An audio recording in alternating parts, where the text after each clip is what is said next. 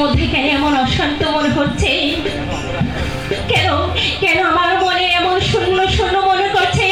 তবে কি তবু মনে মহারাজের কোনো অমঙ্গল হয়েছে? না না, ওগো ভগবান,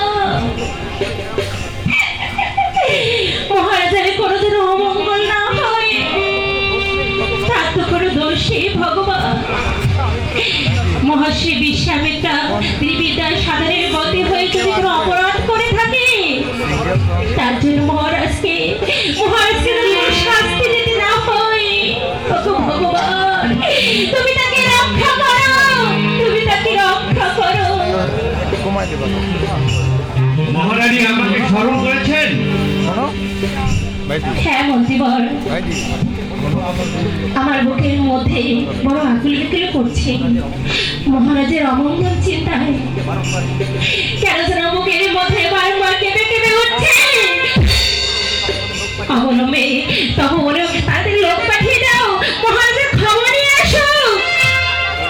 বেশ, আমি তাই পাঠিয়ে দিচ্ছি মহারানী।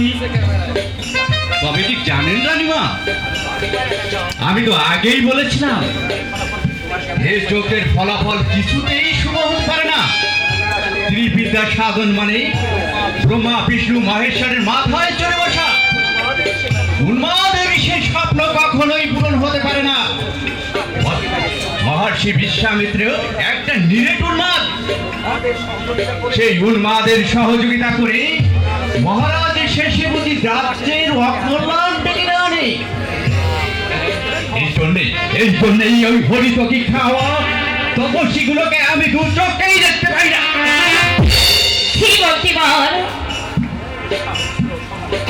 বিশ্বামিত্র সম্পর্কে অমন কটূক্তি কথা বলতে নেই।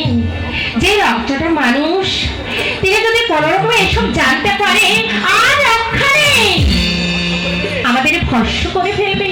তা তিনি পারেন, কিন্তু আমরাও তাকে ঠেঙিয়ে দেশ ছাড়া করতে পারি।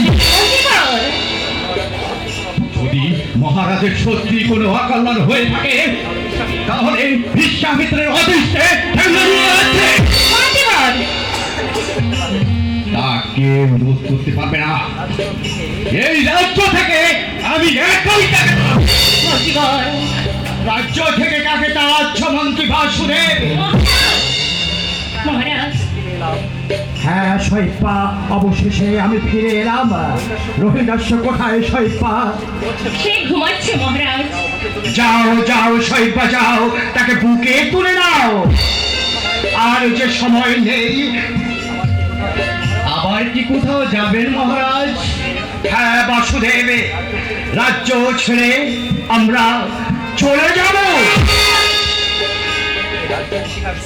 এই রাজ্য, এই সিংহাসন এখন আর আমার নয় মহারাজ, সব আমি মহর্ষি বিশ্বামিত্রকে দান করে দিয়েছি। হ্যাঁ শৈবা, মহর্ষি দয়া করে প্রার্থনা করলেন, আমি দান করে কৃতার্থ হলাম। শেষ পর্যন্ত ওই ভণ্ড তপস্বীটা কি সর্বনাশ করে বসল। না না না মন্ত্রী, সর্বনাশ নয়, তিনি আমাকে মুক্তি দিয়েছেন। তার কাছে আমি কৃতজ্ঞ। তিনি ওই তপবনে যজ্ঞের জন্য তিনি রমণীকে মুখবন্দী করে রেখেছিলেন। তারা করুণ ভাবে চিৎকার করছিল, আমি তাদের করুণার্তনাদ সইতে পারিনি। ছুটে গিয়ে মুক্তি পরবশ হয়ে তাদেরকে যখন আমি মুক্ত করে দিই, তখন তার কাছে তারা মিলিয়ে গেল। সঙ্গে সঙ্গে মহর্ষি ছুটে এসে আমাকে অভিশাপ দিলেন, বললেন এতই যদি তুমি দাতা হও তাহলে দান করো তোমার রাজ্য। মহারাজ, আমি হ্যাঁ শৈপা, আমি সঙ্গে সঙ্গে স্বীকৃত হয়ে আমার রাজ্য আমি তার হাতে তুলে দিলাম। মহারাজ, বলো বলো শৈপা, কেমন হয়েছে? উপযুক্ত কাজই করেছেন মহারাজ। আপনি দাতা, দাতা নামের সাধুবাদ তো এখানেই। আপনি সূর্য বংশের একমাত্র সন্তান। তবে আর কি, এখন সবাই দুহাত তুলে নাচতে নাচতে পথে বেরিয়ে পড়ি। যত সব আপনি চুপচাপ সিংহাসনে বসুন।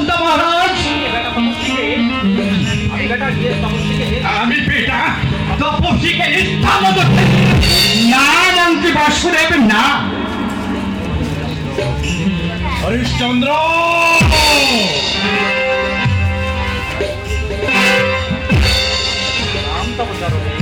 মহর্ষি প্রণাম প্রণাম।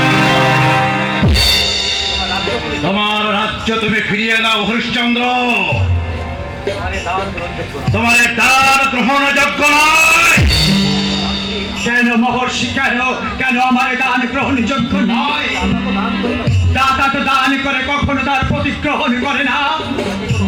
বলুন বলুন মহর্ষি বলুন, আমি কি কোনো অপরাধ করেছি?